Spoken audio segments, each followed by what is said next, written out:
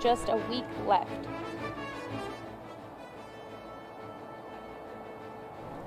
The February weather isn't what we're used to this time of year. Now, what does that mean when it comes to summertime in North Texas?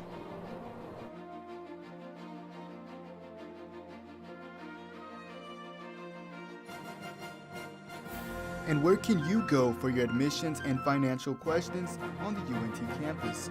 We will tell you where. Broadcasting live from the University of North Texas, this is ntTV Nightly News. Good evening. Thank you for joining us on ntTV Nightly News. I'm Omar Martinez. And I'm April Pierdon. Thursday will be a big day here in Texas. Both President Biden and Donald Trump will be heading to the border. The dual visit underscores just how important the issue of immigration has become in this election cycle. For the Republicans, it has become one of the top issues. Mr. Biden will head to Brownsville, where he will meet with the U.S. border agents and local leaders. He is pushing the Senate bipartisan border security agreement, something stalled in the House of Representatives. This is the second time he has visited the border. As for Mr. Trump, he will head to Eagle Pass. New voter polls show both Republicans and Democrats alike are increasingly worried about illegal immigration.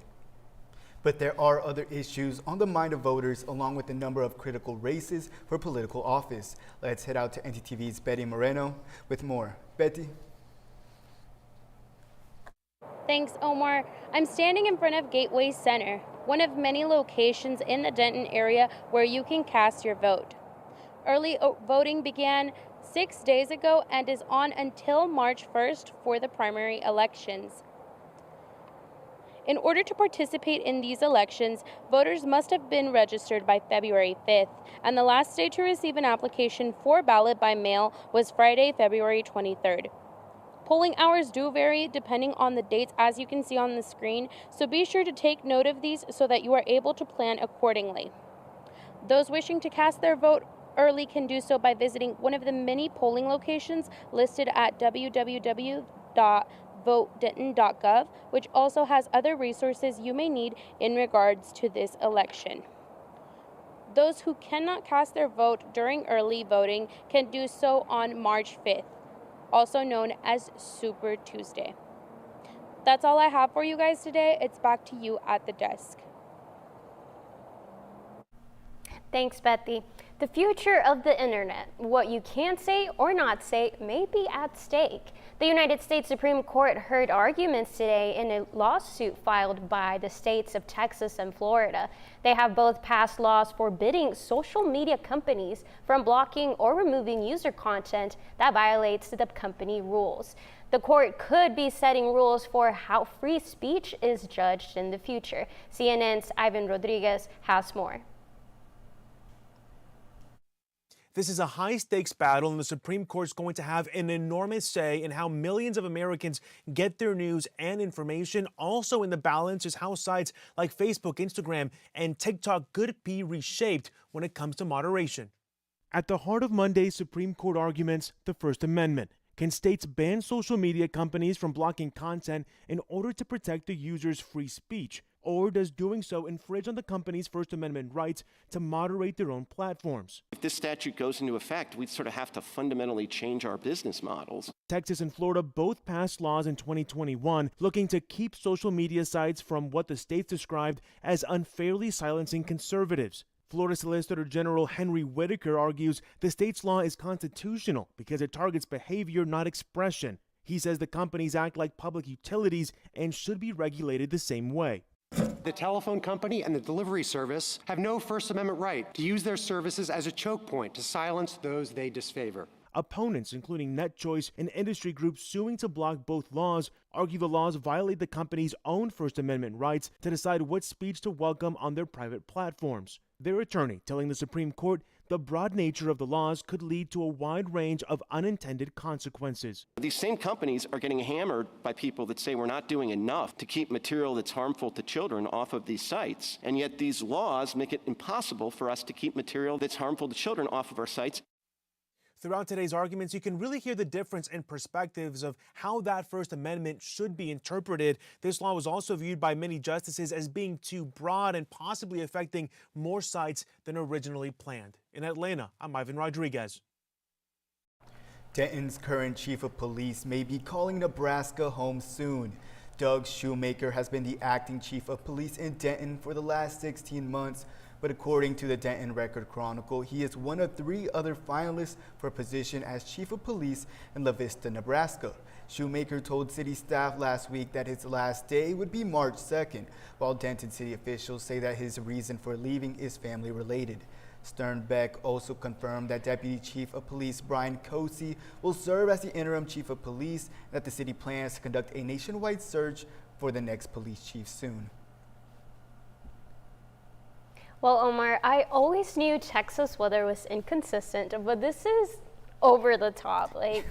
Yeah, considering it is February, you might not believe what our weather app is telling us. But let's head over to our weather anchor, Cade Klein, who will tell it to you straight. How's it looking, Cade? Yeah, guys, I was also looking at my weather app yesterday, and I was very surprised to see how hot it was going to be today. But as we look at our current conditions as of right now, it's cooled down just a little bit. We are sitting at 87, feeling like the same with partly cloudy skies. Winds are pretty mild at the moment out of the south-southwest at 8. As we look toward tonight, things are going to cool down to a mild 67, feeling like 64 because of the strong winds still out of the south-southwest, but at 13 miles per hour with clear skies as well. As we look toward tomorrow, things are going to heat back up almost to the temp that we saw today, but not quite at 88, feeling like 85, again because of the strong winds out of the southwest this time at 14. That's all I have for weather right now, but I'll be back in a few minutes with your 7-day forecast.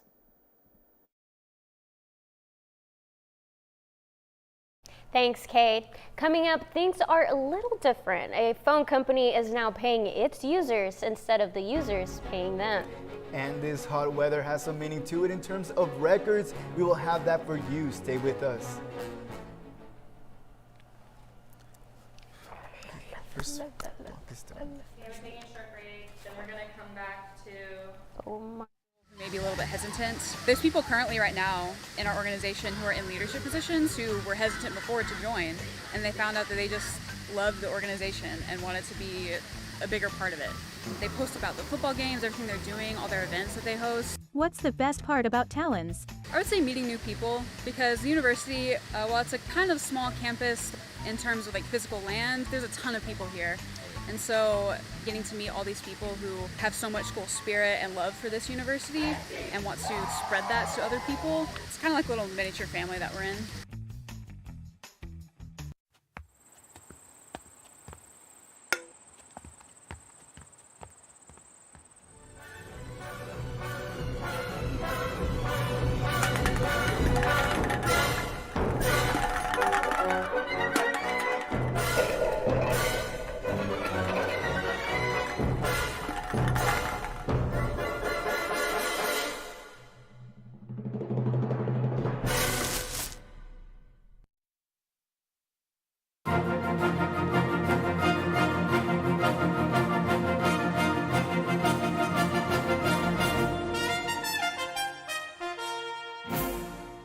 Did you lose internet last week? Well, you may be eligible for a refund following the massive AT&T network outage last Thursday. The company says they plan to issue a $5 credit to potentially impacted customers. If you're eligible, you will see it on your bill. The incident left tens of thousands of customers nationwide without internet in states such as Texas, Georgia, and Illinois. AT&T says the outage was not the result of a cyber attack, but of a series of technical malfunctions. The network also acknowledges the frustrations customers may have felt as a result, and that while nationwide outages do occur, they are rare. The incident is still under investigation by the Federal Communications Commission. Listen up, UNT students. Get ready for a game changer in student services here at the University of North Texas. With the introduction of the UNT One-Stop Initiative, navigating administrative hurdles from admissions to graduation is about to get a whole lot easier for you. Let's check it out. One Stop is a place where students can go to get questions that they have answered about enrollment services. So if they have questions about admissions, so that would be students who haven't quite been enrolled yet, or their student account or financial aid, or if they need money management coaching, they can come here. And so it's just kind of one place where they can go to get all those questions answered. This spring, the University of North Texas unveiled the UNT One-Stop Initiative. It is an effort aimed at enhancing the journey of every student from admission to graduation.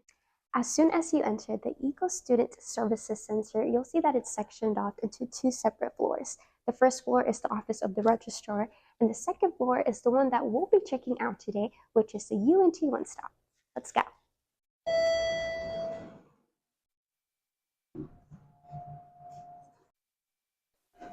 And we're here. And as soon as you walk into the One Stop, you'll be able to see a QR code where you can use your phone. And then once it's open, you can decide what you want to be assisted with, whether it's admissions, financial services, or the registrar. Yeah, I told my mom that. She's like, I don't know if that's... It was my first time at the One Stop, and I just had some questions about like classes and like refunds, and then if like a grant was like legit, and they were super helpful, and like it didn't take a long time like at all, so it was nice. With the UNT One-Stop Initiative in full swing, students can expect a smoother and more supportive experience as they navigate their academic journey at the University of North Texas. Especially when they see a student, they know that, they're in very pretty much good hands, considering we're all pretty much in this together. So next time you find yourselves at the Student Eagle Services Center, make sure to make a stop at the UNT One-Stop.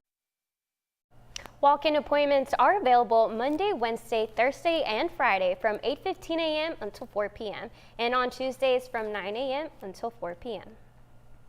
Well, April, I woke up with hot weather, and I'm not going crazy. I know I'm not going crazy. My phone says it's February 26th. No, Omar, I know. It's so confusing.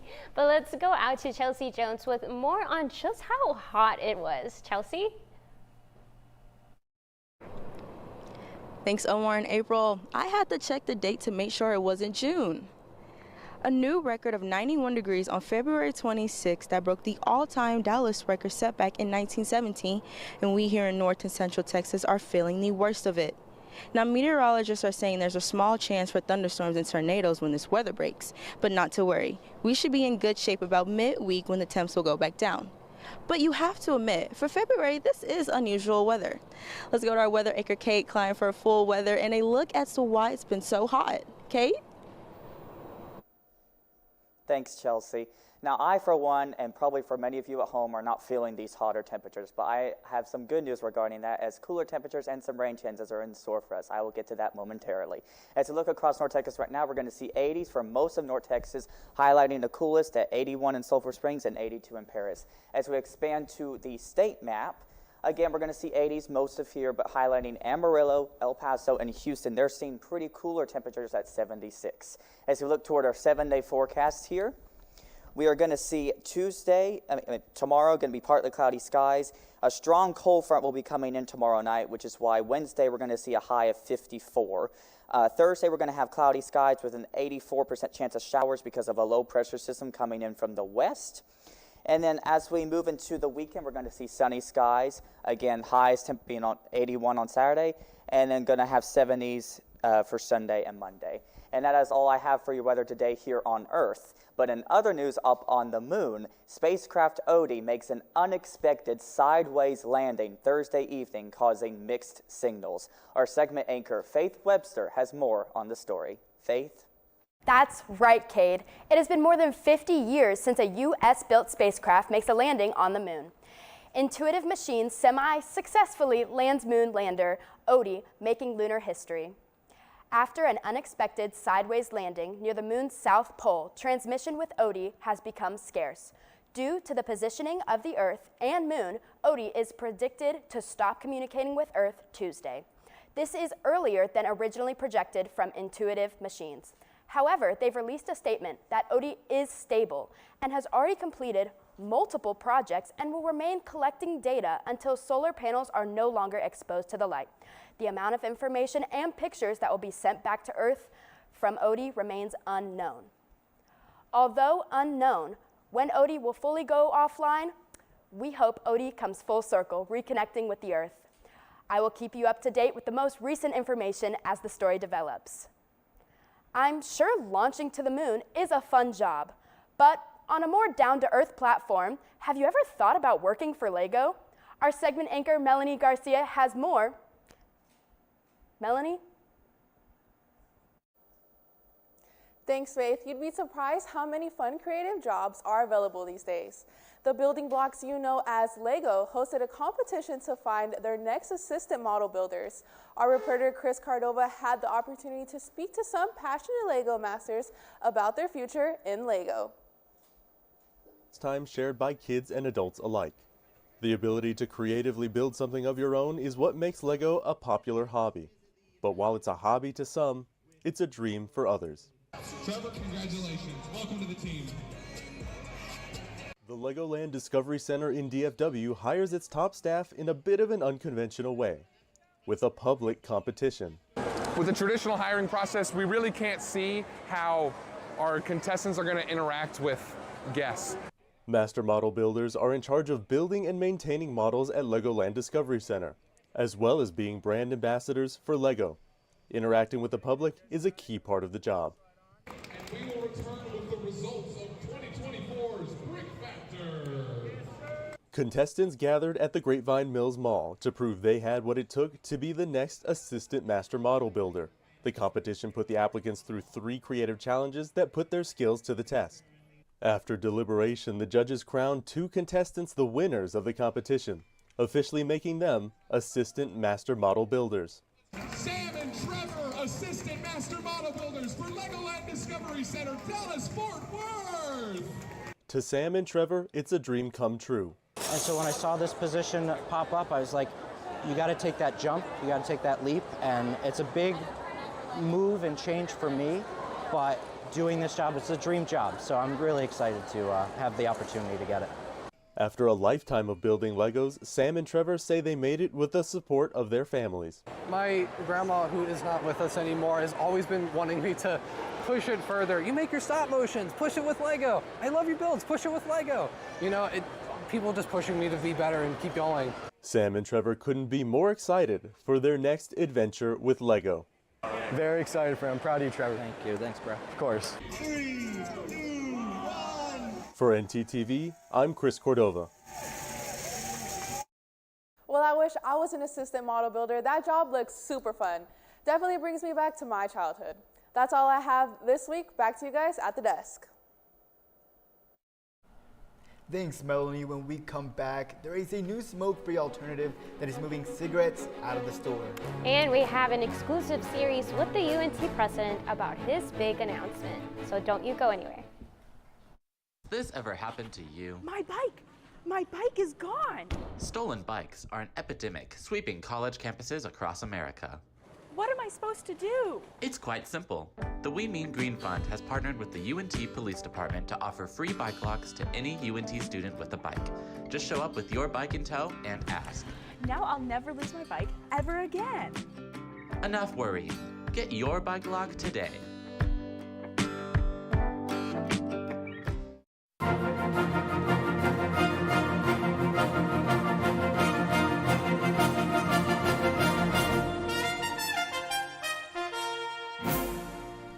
Cigarettes are out and smoke-free alternatives are in. Nicotine products like disposable vapes and Zyn pouches are taking the place of cigarettes for U.S. smokers at a faster than expected rate. The maker of Marlboro says that cigarettes' share of the U.S. nicotine industry fell to 60% last year. a huge drop from its 80% share 5 years ago. This change directly comes from the rapid growth of smoke-free nicotine alternatives. Another reason for this change in the trend includes reduced shelf space for cigarettes and retailers making room on the shelf for all the smoke-free alternatives.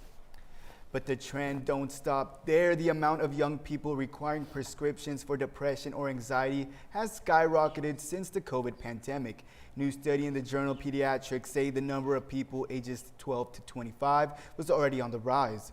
But since COVID, the dispensing rate has risen almost 64% more than normal rates and more than 130% for young women.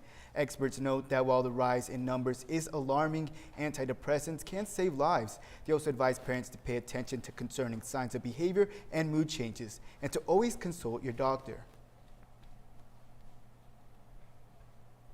2 weeks ago, UNT's president Neil Smostrzesk announced he was stepping down from his position after almost 10 years of service. ntTV news director Mauricio Ortiz Segura sat down with him for an exclusive interview.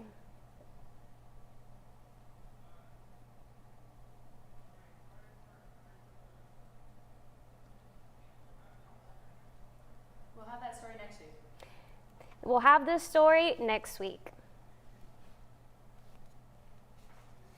Well, speaking of series, I am still reminiscing of the Rangers and their World Cup Series win last year. I cannot wait for baseball season to come back.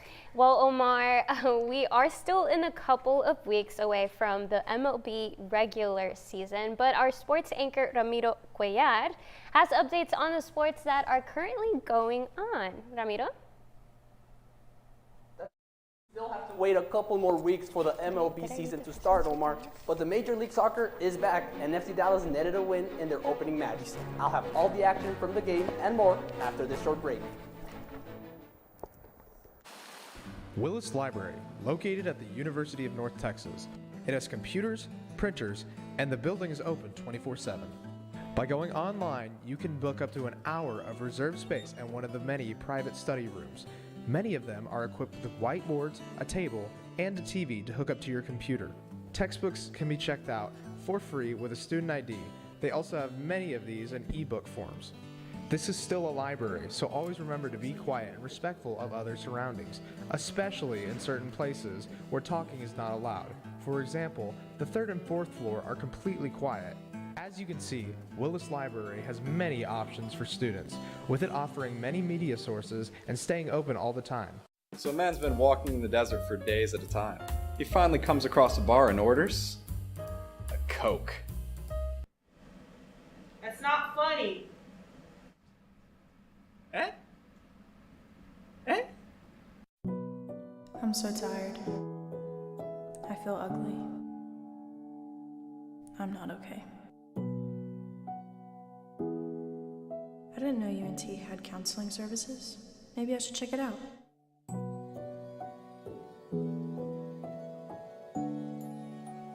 This looks like the place.